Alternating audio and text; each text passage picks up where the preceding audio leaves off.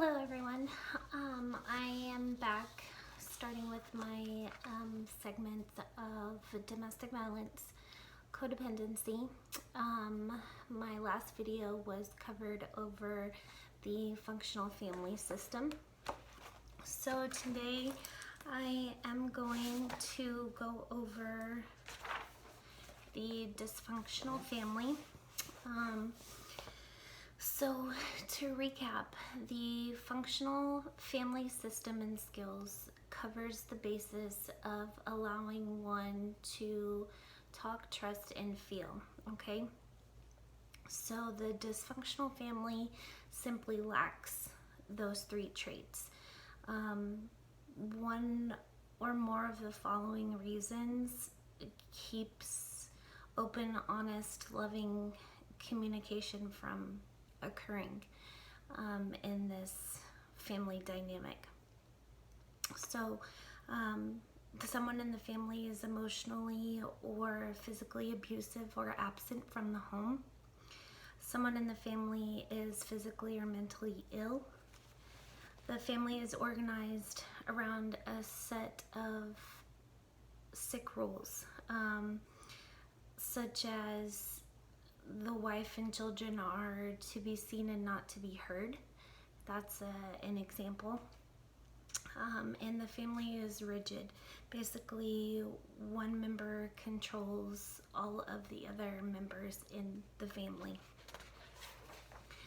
So, starting with codependency, initially when researchers came around to statistics in analyzing the forms of codependency, it was typically fluent and present in families that have alcohol abuse, drug abuse, and that's kind of how they experience the dysfunction of their family. Now, the members of a dysfunctional family, they know something is wrong. They all know. It's like having that elephant in the room, I guess you could say.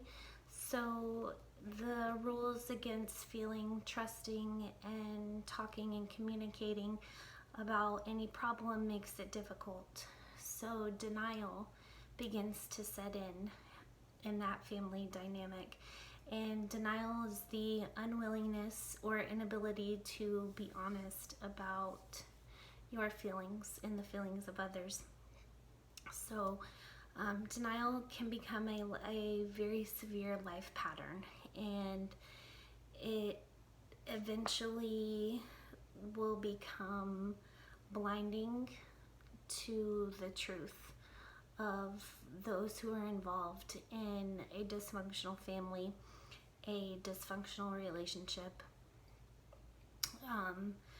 any forms of domestic violence, codependency. So the reason a family is dysfunctional is because it doesn't work. Something's not working. Communication's not working. Trust isn't working. Being able to feel is not working in that relationship, and it doesn't teach the skills that people need to maintain a happy and effective life. The overall skill that it does teach is worry. The dysfunctional family teaches worry because you're always worried about upsetting another individual. You're worried about what that other individual may say or think about you, what that other individual may hold against you as a repercussion for you not doing or doing something that they wouldn't initially approve of you doing in the first place. So as we begin to recover from our destructive relationships and our destructive behaviors,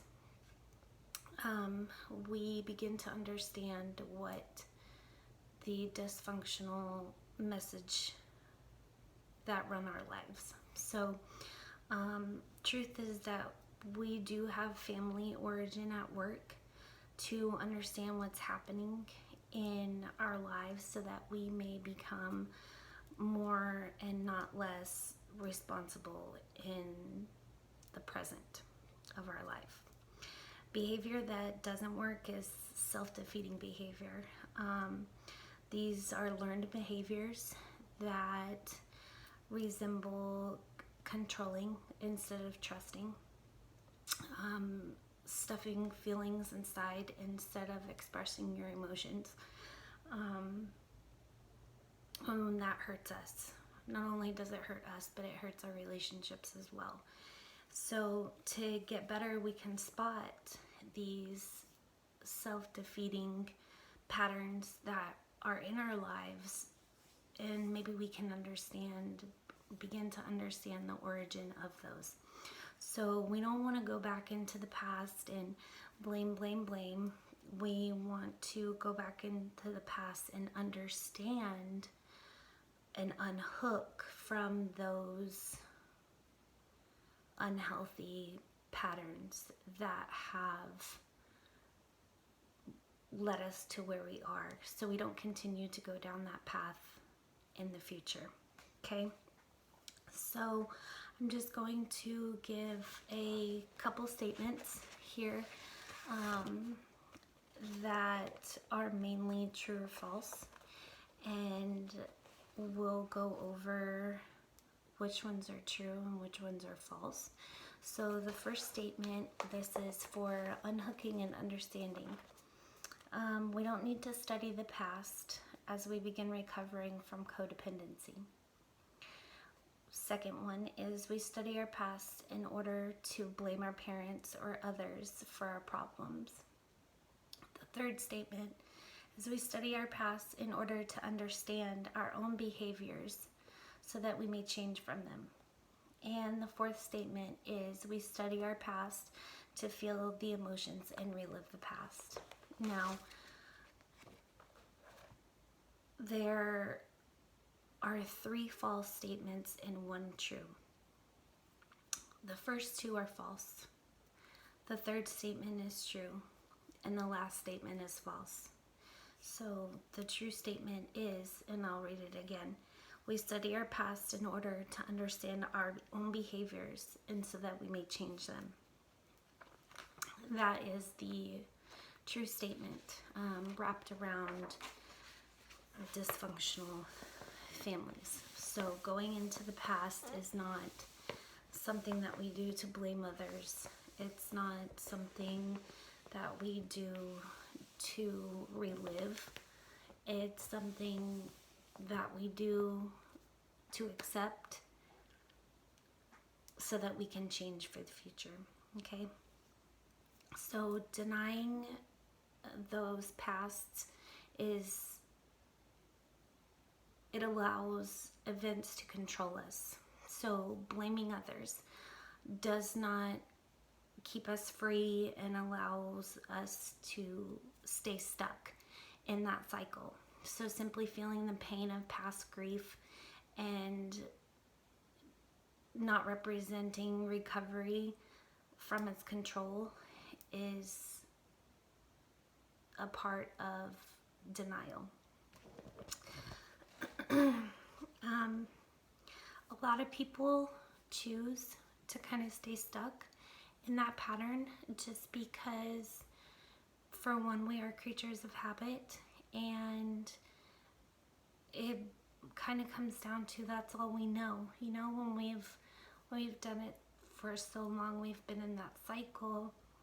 Stepping out of that box kind of makes us feel uncomfortable, like the unknown, to go back into that lifestyle of where we weren't in denial before we were in this relationship, or just growing up in a dysfunctional family and kind of realizing the reality of what you're living in.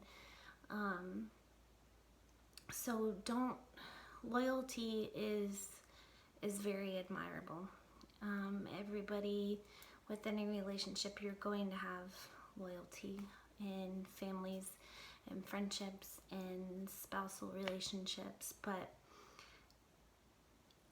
you don't need to get misguided by being loyal to form your recovery. The best thing that people can do for themselves and for their families is to recover. So I want to go ahead and give a key concept for this segment today of dysfunctional families. Is dysfunctional families don't teach needed skills because these families lack open and honest communication. Now, I did go ahead and make a copy of a personal Bill of Rights that I want to share with you guys. So this is the Bill of Rights, okay? And there is 20 of them. So I'm just going to go ahead and read them off. And these pertain to you guys. These pertain to myself. These pertain to your children in any situation, relationship, or family that you're involved in. So, here we go. Number 1. And if you have to write these down, say these to yourself on a daily basis, the more power to you. Like I said, we're creatures of habit. So the more you incorporate good habitual behaviors, decisions, and things that you do, the better off you're going to be in your recovery. So the first Bill of Rights is, I have the right to ask for what I want. Number 2, I have the right to say no to requests or demands I cannot meet. Number 3, I have the right to change my mind. Number 4, I have the right to make mistakes and do not have to be perfect. 5, I have the right to follow my own values and standards. 6, I have the right to express all of my feelings, positive or negative, in a manner that will not harm others. 7, I have the right to say no to anything when I feel I'm not ready, it is unsafe, or if it violates my values. 8, I have the right to determine my own priorities. 9, I have the right not to be responsible for others' behaviors, actions, feelings, or problems. 10, I have the right to expect honesty from others. 11, I have the right to feel angry at someone I love and to express this in a responsible manner. 12, I have the right to be uniquely myself. 13, I have the right to feel scared and say I'm afraid. 14, I have the right to say I don't know. 15, I have the right to make decisions based on my feelings, my beliefs, and my values. 16, I have the right to my own reality. 17, I have the right to my own needs for personal space and personal time. 18, I have the right to be playful and frivolous. 19, I have the right to be healthy. And 20, I have the right to be in a non-abusive environment. Okay? That's going to end this segment for today. Now, the dysfunctional family kind of goes more in depth. So the next time that you see me, we will be going over the roles of the dysfunctional family, which is, there's 1, 2, 3, 4, 5, 6. There's 6 different roles of the dysfunctional family. So I will just kind of break those down. You have the hero, the scapegoat, the lost child, the mascot, the enabler, and that brings to the problems that surround the family, the relationship. So I hope that you guys gained a little bit more knowledge and insight on awareness of domestic violence, codependency, and this will complete my segment for the first part of the dysfunctional family. I hope that you guys like and subscribe, and if you have any comments or questions, please post them below. I would love to hear any feedback that you guys have regarding this. So I hope that it's bringing some comfort to those who are in an abusive situation, who suffer from codependency, that you guys know that you're not alone. You're not alone, no matter how alone you feel. There are others who are struggling and wanting to be on the path of recovery just like you. So remember your personal Bill of Rights and apply them to your daily life. Have a good day, guys.